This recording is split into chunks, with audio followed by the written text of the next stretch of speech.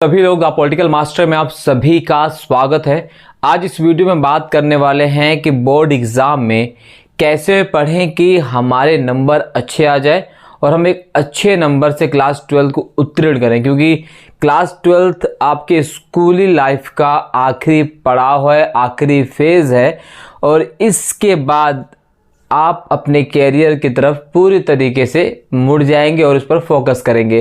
तो बहुत सारे बच्चों को लगातार सवाल आ रहे थे कि क्लास 12 में कैसे पढ़ाई करें, पॉलिटिकल साइंस कैसे पढ़ें, हिस्ट्री कैसे पढ़ें, नोट्स कैसे बनाएं, क्या गाइड से हमें पढ़ना चाहिए, क्या सैम्पल पेपर से पढ़ना बेहद ज़रूरी है, उसके बगैर पास नहीं हुआ जा सकता, गाइड से पढ़ें या फिर एनसीईआरटी से पढ़ें, क्या एनसीईआरटी में आभा पढ़नी चाहिए या एनसीईआरटी पढ़ना चाहिए, क्या जो एग्ज़ाम आइडिया या एमबीडी की गाइड्स आती हैं उनसे हमें अपने सिलेबस को कवर करना चाहिए। सो इस वीडियो को एंड तक ज़रूर देखिएगा, क्योंकि इस वीडियो को देखने के बाद दोस्तों मैं खुद ये गारंटी लेता हूँ कि आप एक अच्छे विद्यार्थी, एक अच्छे नोट्स बनाने वाले और आपको एग्ज़ाम में कैसे तैयारी करनी है, कम समय में कैसे अच्छे नंबर से उत्तीर्ण होना है, ये सारी चीज़ें आपको पता चल जाएंगी।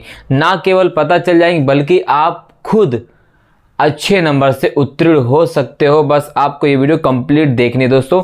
तो बात करते हैं क्लास 10 और क्लास 12 के जो सभी बच्चे इस बार बोर्ड एग्ज़ाम में अपीयर होने वाले हैं या बोर्ड एग्ज़ाम देने वाले हैं, वो कैसे तैयारी करें।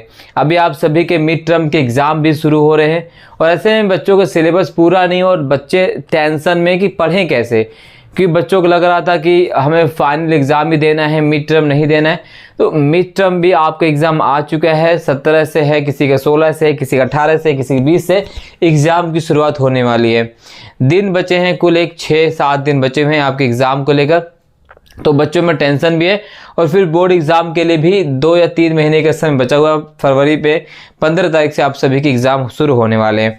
सो सबसे पहले दोस्तों बात कर लेते हैं कि हम कैसे पढ़ें कि हमारे अच्छे नंबर आ जाएं।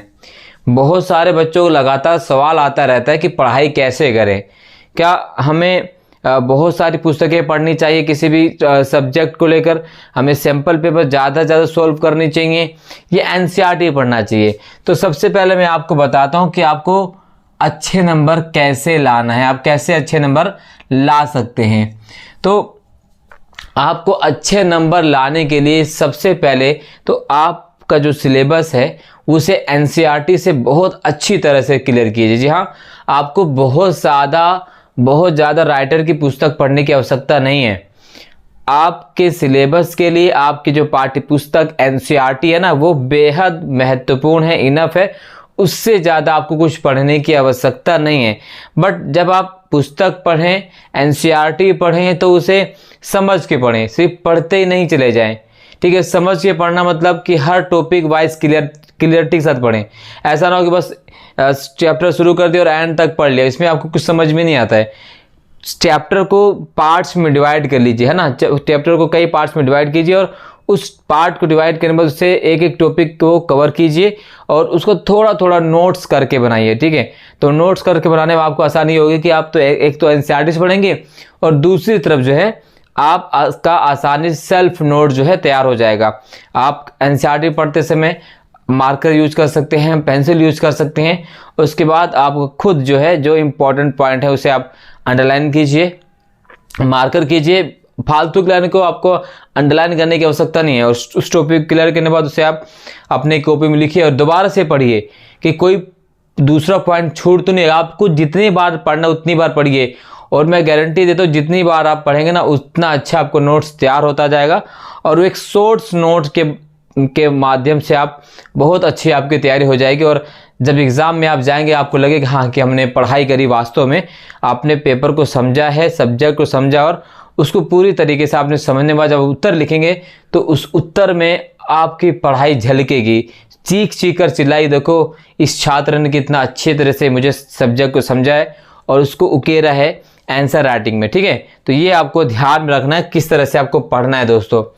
ठीक है, दूसरा सवाल सबसे ज़्यादा बच्चों को होता है कि मार्केट में इतने प्रकार के सैंपल पेपर उपलब्ध होते हैं तो हमें बहुत सारे सैंपल पेपर ले लेना चाहिए, हमें यूलाइक कर लेना चाहिए, एडुकार्ड कर लेना चाहिए, तमाम प्रकार के जो है एमबीडी के सैंपल पेपर लेना चाहिए, जेपीएच का सैंपल पेपर लेना चाहिए। तमाम प्रकार की कंपनी जो है सैंपल पेपर जो है निकालती हैं। देखो तो सैंपल पेपर की अगर हम बात करें तो सैंपल पेपर तो पहले आपको सीबीएसई द्वारा जारी कर दिया जाता है। आपके लिए सीबीएसई का ही सैंपल पेपर जो है बेस्ट माना जाएगा।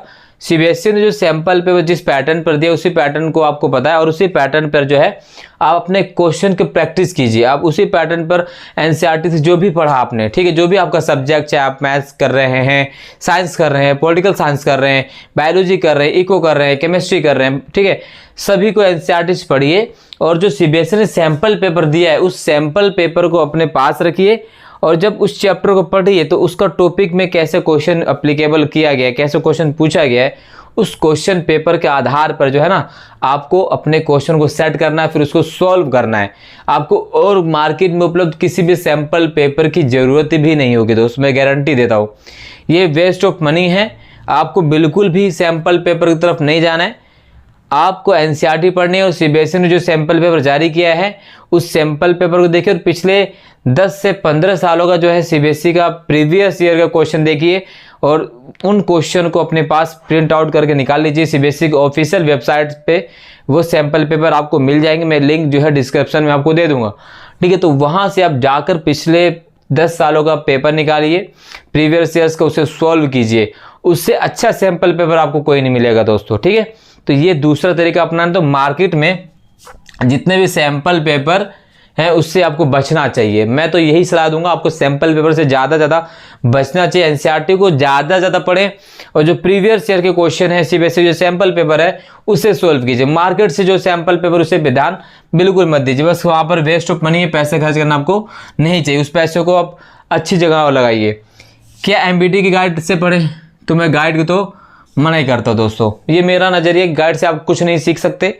गाइड में क्वेश्चन आंसर दिखा रहता है। अब मान लीजिए कि क्वेश्चन लिखा है, क्वेश्चन आपने गाइड में पढ़ा कि लोकतंत्र से आप क्या समझते हैं, ठीक है, पेपर में कुछ और प्रकार क्वेश्चन पूछे तो आपको गाइड का केवल लोकतंत्र वाले क्वेश्चन पता रहेगा ना। तो एनसीईआरटी से पढ़ेंगे तो आपको उस सब्जेक्ट से, उस टॉपिक से कैसे भी क्वेश्चन पूछ लिया जाए वो आपको डेफिनेटली पता होगा, ठीक है।